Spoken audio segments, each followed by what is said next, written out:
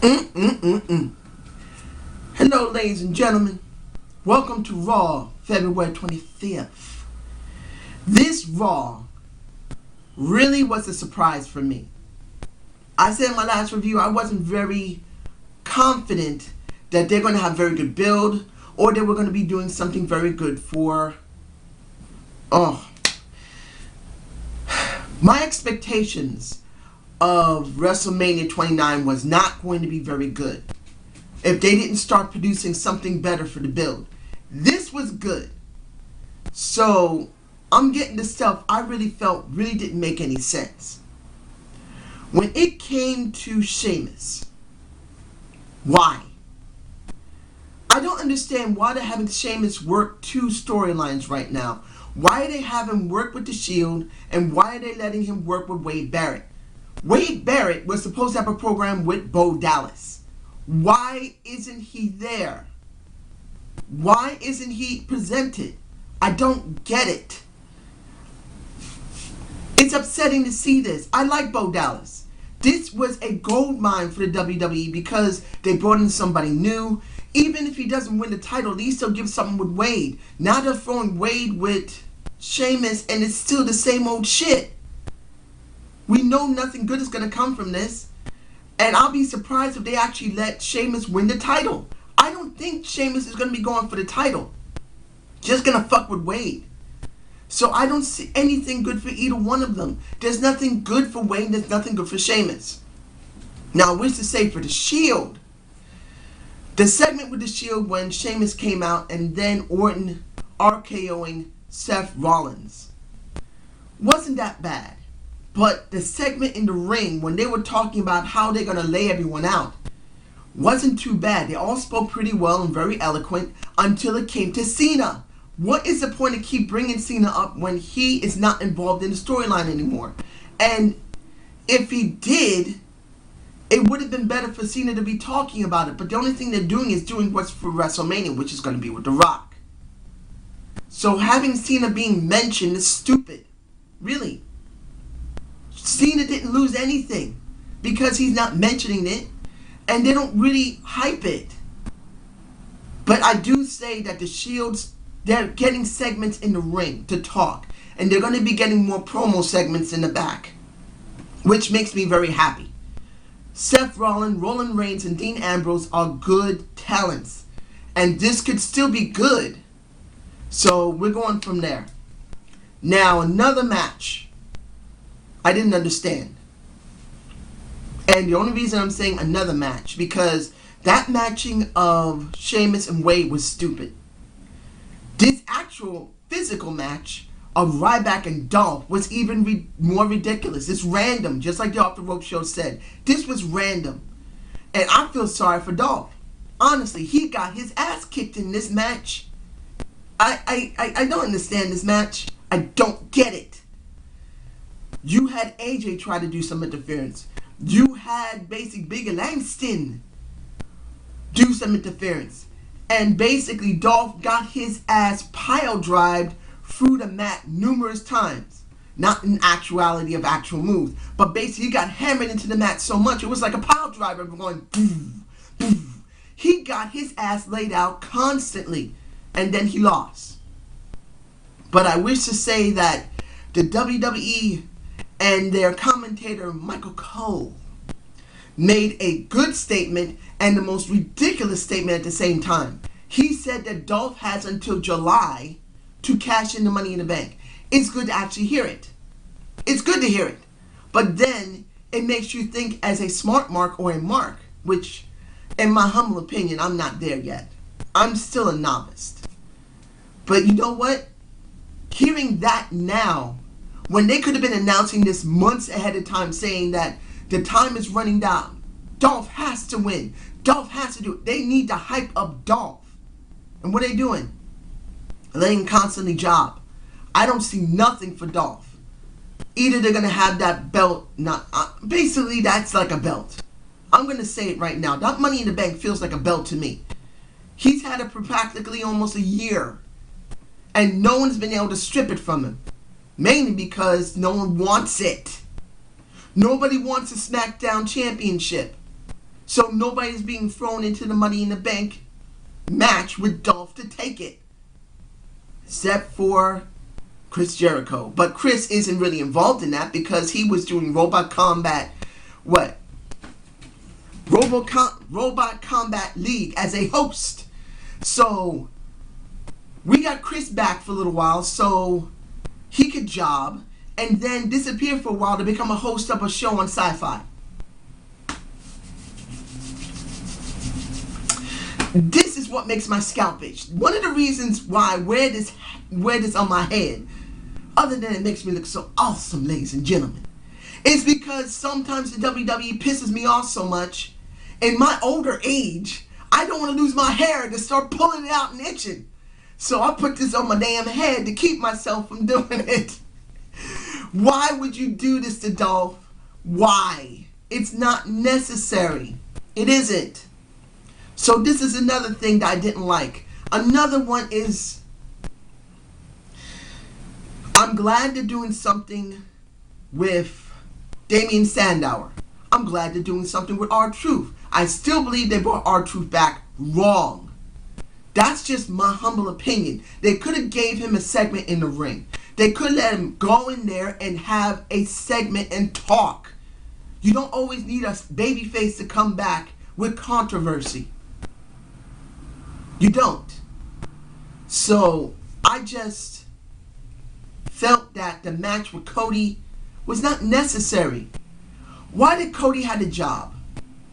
Why couldn't there have been some controversy where Damien interferes with the match? At least then Cody didn't need the job. But I can say that Cody is a grown-ass man and can keep his mustache. And the Seg Daddy, I'm glad you shaved your mustache, dude, as long as you have it. If you don't feel like you need to keep that mustache, you're a grown man, baby. You shave that mustache and show everybody on the Off the Rope show and the YW and IWC that you're a man. You can do whatever the hell you want, baby. But it's only thing I'm saying is this. Cody's still getting over. He's getting over in Twitter. He's getting over when he comes on SmackDown or Raw. But he's being buried. Damien, he's going to be buried when it comes to R-Truth. R-Truth is a mid to undercard talent. I'm not being mean. I'm just saying that's how they structured him. If he's not going after the US title, he's going to be going after the IC title. Damien and Cody can be upper and main eventers. It's obvious they both have that potential. But do I see that? No. Cody's going to continue the job. He will continue the job. And then when it comes to R-Truth and Damien, he's going to job to R-Truth. It's coming. If it's not coming before WrestleMania, it's going to come at WrestleMania. So I don't see nothing good with this. Another match that I felt really was a good match. It was a good match, but really did not need to be a jobbing match was Randy and Antonio Fazzaro, the U.S. champion. He waves that flag with pride, baby, but got his ass knocked out by the RKO. Isn't there supposed to be a feud between Antonio and The Miz? Really? Really? I'm saying this as The Miz. I don't understand why Mizman is still there. He's getting screwed.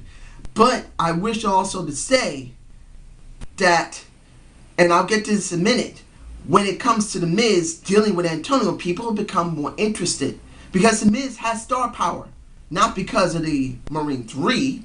And I wish to say something about that in a minute. But you could see that people are more interested in seeing these two. They got chemistry. But they're not even being paired right now. Seriously. Randy Orton should be going after the Shield. Sheamus should be going after the Shield. Neither one of them should be dealing with Antonio and Wade Barrett. Seriously, it's stupid. Now, I wish to say now because of the Marine 3 with The Miz, they kept showing segments of so many things throughout the night of shows and movies. Look, I'm glad that some of the wrestlers are being seen on shows or being seen in movies. But you should be devoting your time to the people that could have been presented. You could have had some interviews with that time. Please. Seriously. That's all I'm going to say. But I am very happy about one thing. Everyone remember my bandana usually had the $20 bill on it. I always feel I'm made of money, baby, even though I'm not. But the person who's going in the Hall of Fame is made of pure money. And that's Donald Trump. I remember, for me personally, it's actually quite good to see Donald Trump. Donald Trump did something personally for me. Surprisingly enough. You see, one of my half-brothers, who I believe is dead right now. I don't talk with him. He really messed up his life. But when he was trying to straighten out his life, he got hired at the Taj Mahal in Atlantic City back in the 80s. Not too far off from WrestleMania 4 and WrestleMania 5. I was actually very happy to see my brother. His name was Wayne. I was happy to see this man was getting a good job in the Taj Mahal. He had a sweet job. The only thing he had to do was cart out the money to the cashier. That was it. That was my half-brother's job. But unfortunately, it didn't last long. He still had a problem. I'm not going to say it because that is family business. But you know what? For me personally, because of what he did for my brother, my half-brother, that made me very happy to see him go into the Hall of Fame. Because he did bring in WrestleMania 4 to Atlantic City, WrestleMania 5 to Atlantic City, and then the epic match with Umaga and Bobby Lashley at WrestleMania 21. When you see and you see basically Vince and Kenny McMahon swallowing his spit on. That was an epic match. And it was a good match. But the epic shaving of a billionaire and Vince and Kenny McMahon was epically great. If no one else liked it, I don't give a shit. I love that mess. I love it. And I'm glad he's in the Hall of Fame. I truly am. The guy worked hard. Even if you don't agree with his politics, the guy really worked hard, made businesses, gave people an opportunity to work and get their own businesses. And that's the bottom line. Because Stone Cold told ya. That's the truth. Now, I'm getting this done. Miz TV. I can say this. If anyone saw the Off the Rope show Central's Triple Threat, it's their first episode. They talked about a lot of things. They talked about what's going on with they talked about the belt. They talked about Zed Coulter and what's going on with that. Go and see it. It's really good. For me personally, seeing this segment is real life. Let's be honest, no matter what side of the fence you are in politics, Democrat, Republican, Libertarian, Liberal, Progressive, ultra-right-wing, Conservative, there is a difference between an ultra-right-wing and a conservative. They're separate. This was a good segment. At least in the very beginning when Zed started to talk. A lot of people can identify with it because some of it is actually true. It is kind of exaggerated a bit, but it is true.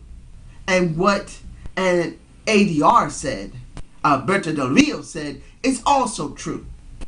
Both of them said something that is actually true. And that is a debate on both sides of the aisle.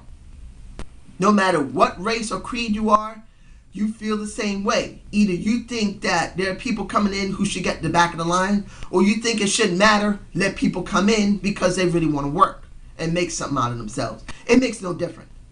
But you know what? This was good until the end. Because I do tend to agree with the Off the Rope show and the Slag Daddy. I believe he was the one that said this, no, it was Taste's Tony T. My apologies. I believe he's the one that also said it as well. He was the one who started it, but the Slag Daddy, I believe, also finished it. That the beginning segments for both of them was alright, but then it fell off. It was like the WWE pulled back a little bit. They could have gone farther with it. It wouldn't have been out of bad taste, but it did feel like they were holding back. So the segment wasn't that bad. And seeing The Miz get laid out by the trucker, that leads into a match later in the night, was good. It kept going with the storyline, and I'm very happy about that.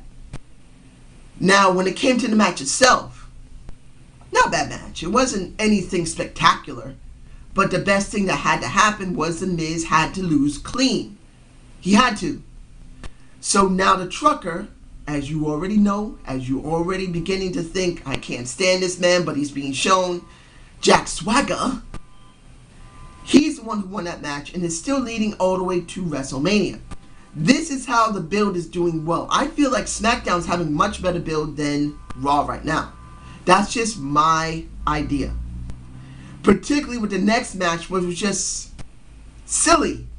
It wasn't great. It was just silly. Primetime players against Hell No. And I wish to say that the Maddox, Beef Mode himself, the true and only boss of Raw. Vicky's just there for show. To show her titties, to show her nice butt. Well, she don't have it that nice, but just for show. She's like the figurehead. The true power behind the throne is the Maddox. And he's the one who basically stated that Kane will have one hand tied behind his back. And we would have basically a blindfolded Daniel Bryan. The match was just ridiculous. It wasn't that great. It isn't like with Jake the Snake Roberts type of great when they did that segment. But you know what? It still got over with the crowd. And in Texas, in Dallas, Texas, I believe it was in Dallas, that crowd was epically loud. It was good. Doesn't mean there wasn't no canned heat in there. I think at certain points they put some canned heat in, especially when it came to the Wade and to the Sheamus segment, because the people really looked really confused. Why is he there when there's no Bo Dallas? But the match was silly, but it was alright. But I'm still confused. Particularly that I thought that Hell No was supposed to start breaking up. And they're still together. There's really not that much conflict. That means something's going to happen in WrestleMania. Well, I'm going to put it like this. If they don't drop the straps by WrestleMania, this is done for me. Like I said before, they would be done, but they would still be at least entertaining enough that I could laugh about it. If they don't drop the straps to whoever they're going to be facing in WrestleMania, I'm pretty much done with them, and I will bury them. Because these two were supposed to split off by WrestleMania and start fighting. Even if they got to do it later in the months, I don't care. They got to be split off because people are expecting it. If they don't do it, and the storyline gets stale because there is no Dr. Shelby, I'm done with it. Now, I'm going to put out the match for Cena and the match for CM Punk. It was actually a very good match. It was basically pay-per-view quality. It was. Seeing a pile driver? Seriously, I haven't seen a pile driver in years. Only old school people do that. So seeing CM Punk do was actually quite nice.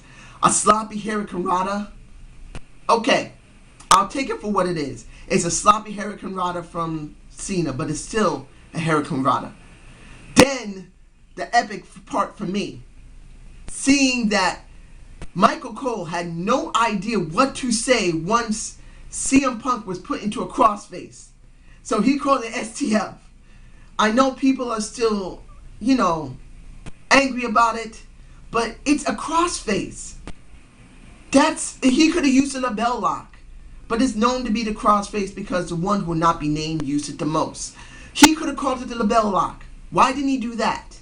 He just sounded like, I don't know what else to say. I'll just call it STF, STF, STF. Okay, I'll take it for that. It was just epically silly. But you know what? It's what they're working with.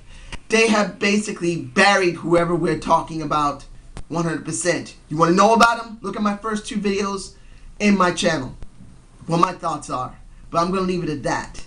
Cena wins. And we know that Cena's going to WrestleMania with The Rock. I can at least say this. They made sure that this was interesting. Now, the question will be, what will be the talk? They have to now talk now. John Cena's going to have to talk. He's got to really hype up going into WrestleMania. Let's hope he up his game. Because last time, I didn't like it. He never upped his game. At least I can say with CM Punk, he did. With John Cena, I'm hoping he will. Now, I left at the very end of this review what's in the title below. A Bloody Mary was served by the WWE. It may be in different words, but pretty much we got a Bloody Mary. It makes you drunk thinking about it, ladies and gentlemen. But the segment in the ring with Paul Heyman and with Mr. McMahon. Mr. McMahon has some good leg. I wish I had that, doctor. My leg has been messed up for 3 years now. I'm dying to have that. But pretty much, it was a short segment, which was good. Paul Heyman talking wasn't bad. He did a good job talking before he attacked and hit the chairman with his cane. Well, not his cane, but his crutch. And then when Here Comes the Pain came out, and then we have a very crew cut. God. Let us pray to God, ladies and gentlemen, to kick the ass of Brock Lesnar. Let his fingers get tight and punch the shit out of him and basically ram him into, oh man, I'm sure they had to pay a hefty fine to USA for what they did. They also had to pay a hefty fine to the FCC.